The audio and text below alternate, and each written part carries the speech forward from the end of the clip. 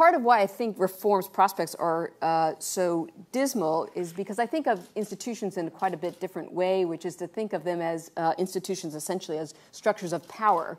That is, people who create the rules and create institutions tend to like them, and people who are on the losing end of institutions tend to dislike them and thus want to reform them. And politicians, of course, understand the consequences of structures and of institutions and rules, and thus are very hesitant to take on reform because they know that changing the rules has what we think of in political science world as sort of distributional consequences. So there are winners and there are losers.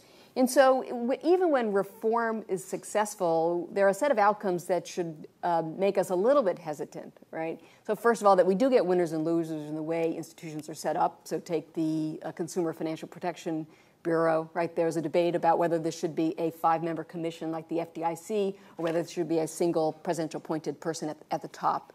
As it turns out, this has been what Republicans have been fighting over in terms of repealing Dodd-Frank, right? They don't want that much authority exercised in a single and appointed to a single person. They want a 5-person commission.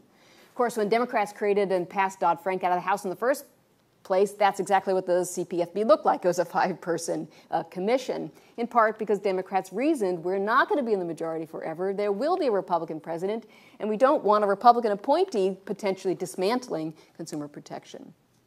They thought better of that logic, thinking that what we want is change now, right? And thus rethought that when it went through the Senate to create a single appointee. Again, I raise the example just to keep in mind the distributional consequences of the way in which these institutions get reformed or created in the first place, which gives, I think, politicians and often reformers sort of second thoughts about the difficulty and the costs and the benefits of reforming institutions. If the first consequence is that reform has winners and losers, the second consequence often is that we get institutions that look a little bit jerry-rigged, right, at the end of the day, right? And that is that they're embedded with so many compromises by necessity, given our political system, that we often wonder whether they will work. And so I'm thinking here of Bill's example, the Federal Reserve, right, which is this tremendous, as Bill pointed out, response to financial crisis and decades of bank panics and so forth, and no longer wanting to go to JP Morgan to be bailed out. And we get this sort of grand compromise, as it turns out, or at least as we think of it at the time, right? There were compromises of Democrats, Republicans, progressives, populists, and what do you get? Well, you get this sort of crazy central bank. It's not a central bank. It's the central bank. We've got reserve banks in Kansas City. We have a reserve bank, another one. We've got in St. Louis, Kansas, Dallas. I mean, that's a crazy way to set up a central bank. And that's something that I think the Fed is still struggling with, right? That's one explanation why the Fed hasn't acted.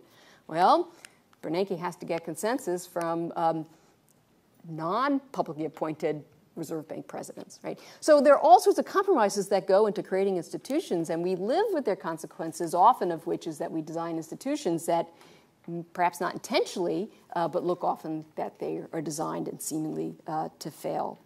Now, of course, for scholars or reformers, that's a very tough challenge, right? First of all, proposing a set of reforms that might be amenable to one side, let alone the other side, but you have to convince politicians that reform is in their best interests. And it's very hard, I think, to appeal to collective interests or institutional legitimacy in generating support for reform, right? It's very hard to get members to think outside their immediate short-term political and policy interests.